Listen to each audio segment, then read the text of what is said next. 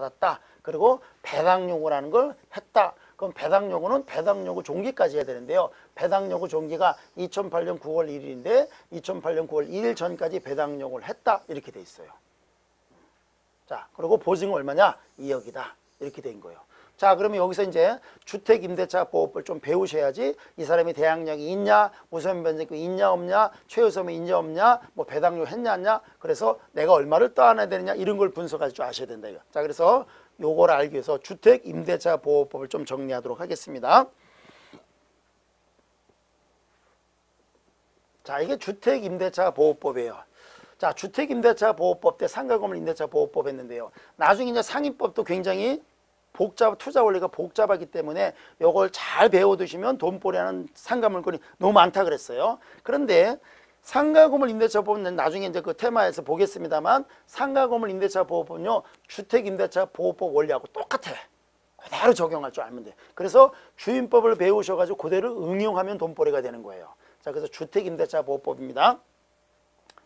주택임대차 보호법 그러면요 주임법, 주택임대차법 줄여서 그냥 주임법 그랬어요. 자, 주임법 그러면요 크게 세 가지 틀을 기억하셔야 돼요. 대항력, 우선변제권, 최우선변제권입니다. 대항력, 우선변제권, 최우선변제권입니다. 소액으로 큰 돈 벌고요. 그리고 초보 투자자들은요 일단 주거용을 하셔야 돼. 주거용을 해야지 투자한 돈이 다시 다 회수돼서 그 돈 가지고 또 투자하고 또 투자해서 이렇게 규모를 늘려나가야지 큰 돈을 만들 수 있으니까 주택임대차법을 정착하게 잘 배우셔야 돼요. 자, 대항력이라는 게 있습니다. 대항력은요 인도 플러스 전입신고라는 요거를 대항요건 이렇게 불러요. 대항요건을 갖추면 대항력이라는 힘이 발생한다 그럽니다. 우선변제권은요 인도 플러스 전입신고하고 확정일자 도장을 받으면 계약서에다가 도장을 받으면 우선변제권이 있다 그래요. 최우선변제권은요 인도 플러스 전입신고하고요 소액보증금 범위안에 들면 최우선변제권이라는 게 있다 그러는데요. 자, 그러면 요거를 좀 더 심도 있게 보기 위해서 주택임대차 보호법 내용을 다시 한번 칠판에서 한번 정리해 보도록 하겠습니다.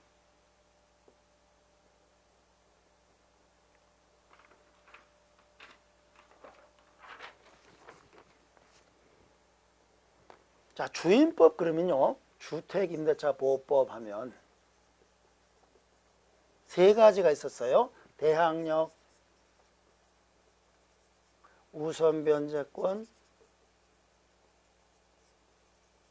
최우선변제권.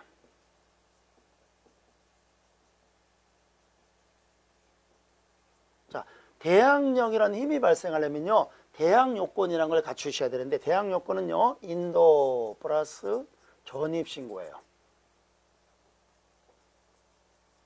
그러니까 인도 플러스 전입신고를 하면 그러니까 이사해서 점유하고요 전입신고 동해 가서 전입신고하면 그 다음날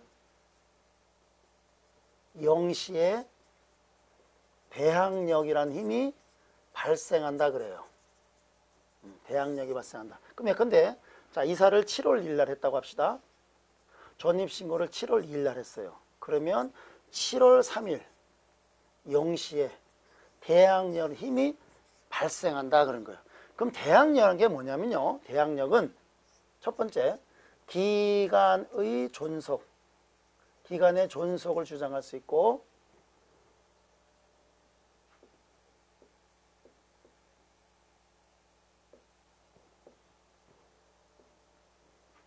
기간의 존속을 주장할 수 있고 두 번째 보증금 반환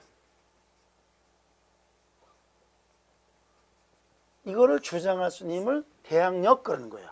자, 그럼 예컨대 이 대항력이라는 것은요 대항력 발생한 날짜가 경매에서는요 대항력 발생한 날짜가 말소 기준 권리가 있고요 그 말소 기준 권리보다도 대항력 발생한 날짜 그러니까 만약에 이제 주거용이다 그러면 주로 이제 근저당권한테 은행이 말소 기준 권리일 가능성이 높은데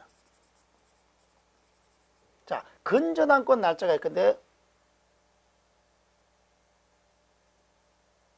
6월 1일이라고 할까요? 6월 1일이라고 해봅시다. 자 그러면 말소 기준거리를 찾았더니 근저당권이 6월 1일, 2016년 6월 1일이다 이거예요. 말소 기준권리가. 그러면 대항력 발생한 날짜가, 자 여기는 지금 인도가 7월 1일 하고요, 전입신고 7월 2일 했습니다. 그럼 대항력이 7월 3일 날 발생해요.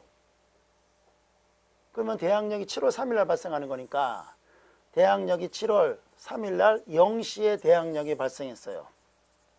그러면 대항력 발생한 날짜가 말소 기준 권리 날짜보다 뒤지지요, 날짜가. 그러면 대항력이 없다 그러는 거예요. 예, 요거 잘 인식하셔야 돼요. 대항력이 없는 거예요. 그럼 대항력이 없으면 대항력은 기간의 존속을 주장할 수 있고요, 보증금만을 주장하는 건데, 낙찰자가 이제 낙찰받고 돈을 다 냈다고, 잔금 냈다고요. 그래서 와가지고 이 임차인한테 너 나가 그러면 대항력이 없기 때문에 그냥 나가야 되는 거예요. 이걸 대항력이라고 한다 그래요. 그런데 이 임차인이 인도 플러스 전입신고한 날짜가 예컨대 5월 1일 날 인도를 받고요, 전입신고를 5월 2일 날 했다고 합시다. 그럼 대항력 언제 발생하는 거냐? 5월 3일 0시에 대항력이 발생하죠. 그럼 대항력 발생한 날짜가 말소 기준 권리 6월 1일보다 앞선다고요. 그러면 대항력이 있다 그러는 거예요. 대항력이 있다. 대항력이 있다 그러는 거예요. 대항력이 있다 그런다. 그러면 여기는 대항력이 좀 있으니까 낙찰자가 근데 지금 A가 뭐 임대인이었고요, B가 이제 임차인이에요. 그 A하고 B 사이 임대차 계약을 체결하고 이제 이사하고 전입신고하고 살고 있었는데, 이 A의 채권자인 C가 이제 A의 채권자가 경매를, A의 부동산에 대해서 경매를 넣어가지고 경매가 진행돼서, 근데 C라는 사람이 낙찰 받았어요.